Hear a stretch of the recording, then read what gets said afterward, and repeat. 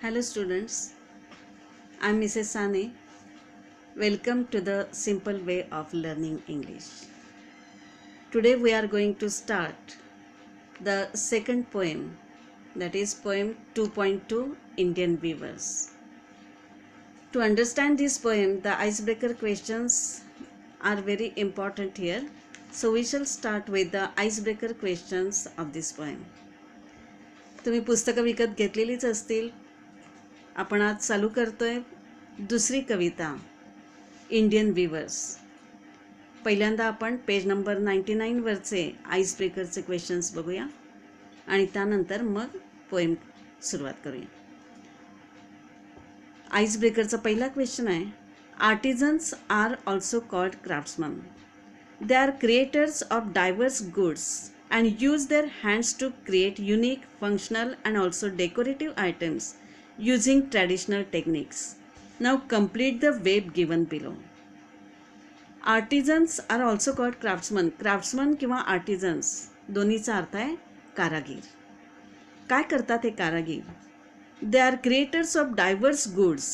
वेगवेगळ्या प्रकारच्या वस्तूंचे ते निर्माते असतात, वेगवेगळ्या वस्तू निर्माण करतात. And use their hands to create unique, functional and also decorative items. हाताने तयार करतात विशिष्ट वस्तू, युनिक, फंक्शनल म्हणजे समारंभाच्या वेळी लागणाऱ्या वस्तू आणि डेकोरेटिव्ह म्हणजे त्या ठिकाणी सजावटीसाठी लागणाऱ्या वस्तू त्या हाताने निर्माण करतात. युझिंग ट्रॅडिशनल टेक्निक्स, पारंपरिक अशा पद्धतींचा वापर करून, तंत्रांचा वापर करून हाताने या वस्तू हे कारागीर निर्माण करत असतात. हे कोणकोणत्या प्रकारचे कारागीर आहेत? त्या ठिकाणी तुम्हाला हे वेगवेगळे कारागिरांची नावं लिहायची आहेत. डिफरंट टाईप्स ऑफ आर्टिझन्स, वेगवेगळ्या प्रकारचे कारागीर कोणते असतात ते लिहायचं आहे. एक तुम्हाला लिहून दिलेलं आहे पहा, गोल्डस्मिथ. गोल्डस्मिथ म्हणजे सोनार. आणखीन तुम्ही काय काय लिहू शकता पहा, टेलर, शिंपी.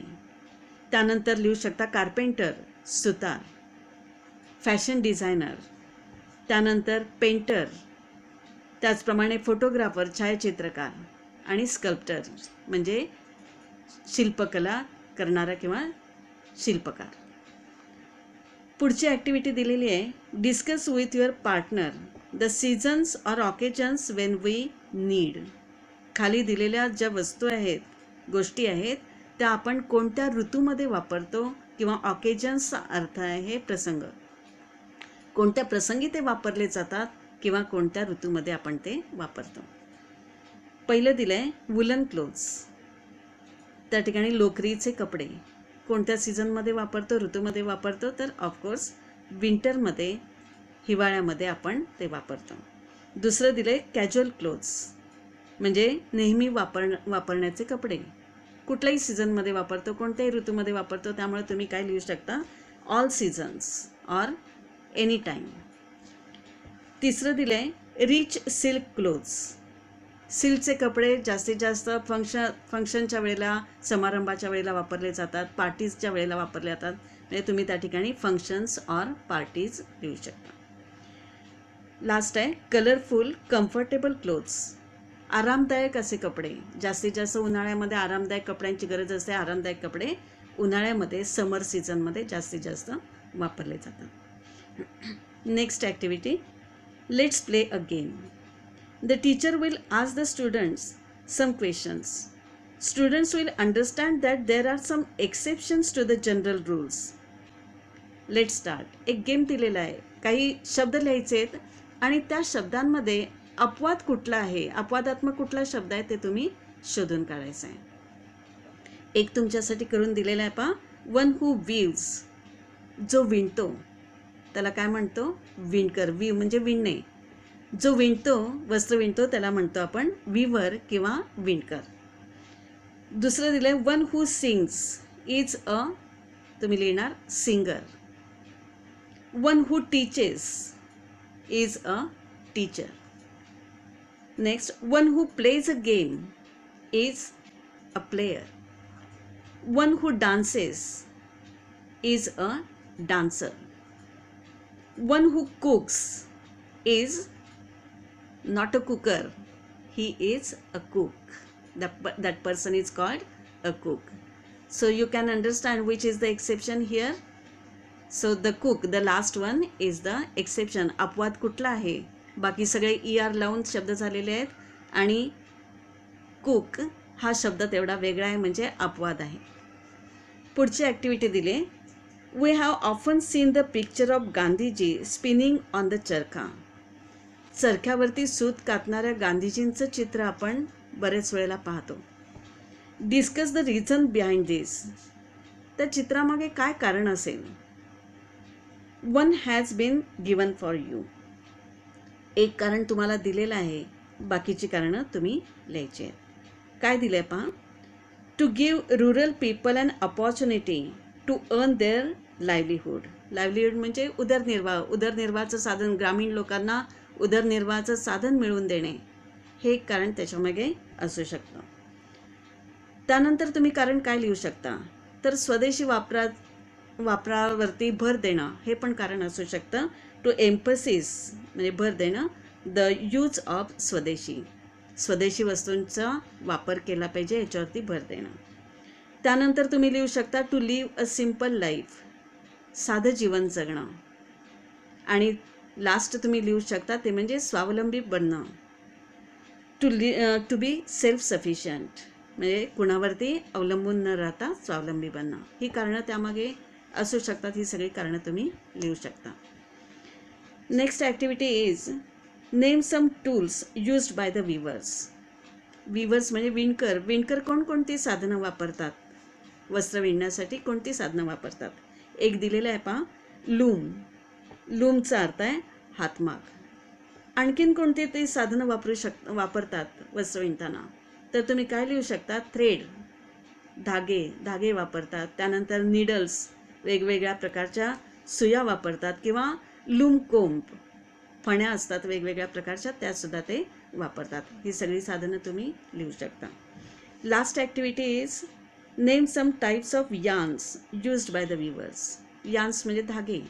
वेगवेगळे धागे कोणते वापरतात विणकर? एक दिलेला आहे पहा, लिनन. आणखीन कोणते वापरू शकतात? तर कॉटन आहे, सिल्क आहे, पॉलिस्टर आहे. तुम्ही कुठलीही नावं त्या ठिकाणी लिहू शकता. So we have completed the ice breaker questions of this poem. Now let us turn to the poem. First we shall see the information about the poetess Sarojini Naidu. The poetess of Indian weaver is Sarojini Naidu. You must have heard this name because it is a very famous name. Sarojini Naidu यांचं नाव तुम्ही ऐकलेलंच असेल. त्या एक प्रसिद्ध देशभक्त होत्या. स्वातंत्र्य चळवळीत त्यांनी भाग घेतलेला होता. पण एवढंच नव्हे तर त्या एक प्रसिद्ध कवयित्री होत्या. त्यांच्या कविता या प्रसिद्ध आहेत ते म्हणजे त्यातल्या तालबद्धतेसाठी. अतिशय गाता येण्यासारखी तालबद्धता त्यांच्या कवितेमध्ये आहे आणि म्हणूनच त्यांना नायटिंगेल ऑफ इंडिया असं म्हटलं जातं. नायटिंगेल हा एक गाणारा पक्षी आहे आणि त्यांच्या कविता अतिशय गाता येण्यासारख्या असतात आणि त्यामुळे त्यांना नायटिंगेल ऑफ इंडिया असं म्हटलं जातं. आता तुमच्या इंडियन वीवर्स या कवितेबद्दल. या कवितेमध्ये वीवर्स याचा अर्थ आहे विणकर.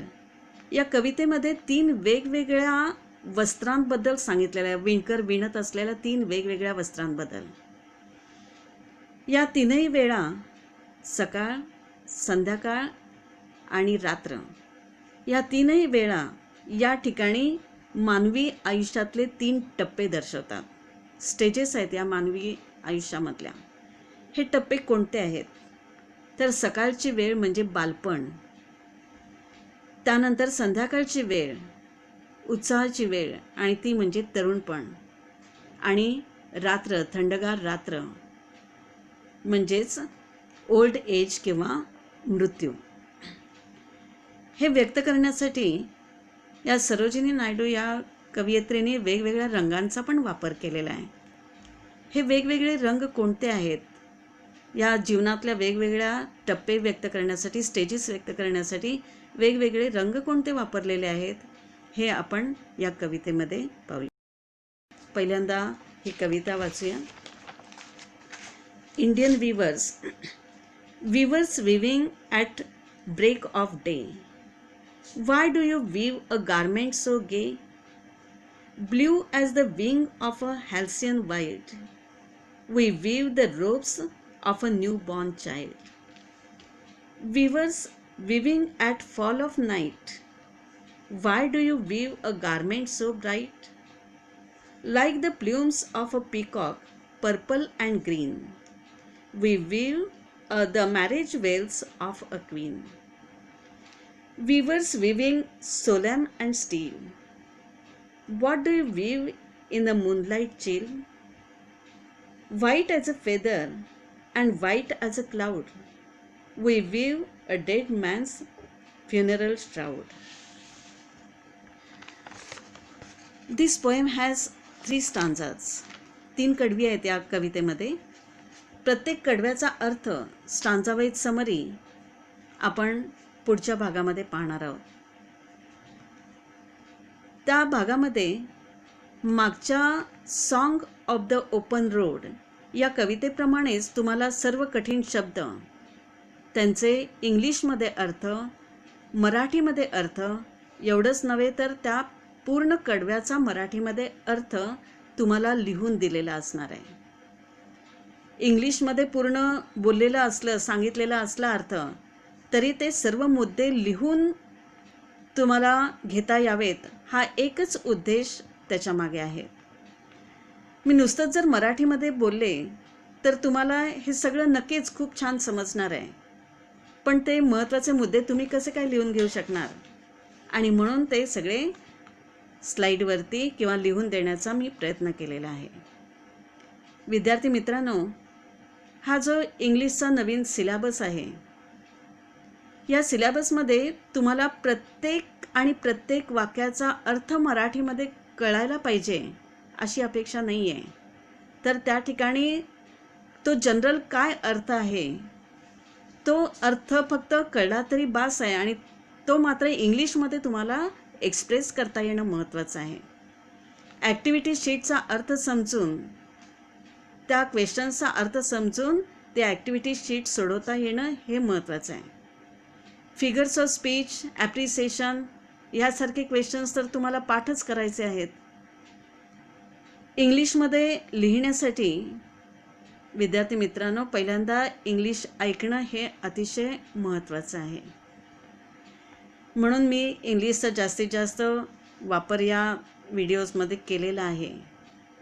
तेव्हा एकदा नाही समजलं पुन्हा एकदा ऐका, तुम्हाला ते निश्चित समजणार आहे याची मला खात्री आहे. जे लिहून दाखवलेलं आहे ते सर्व तुम्ही इंग्लिशच्या वहीत लिहून घ्या, पाठ करा.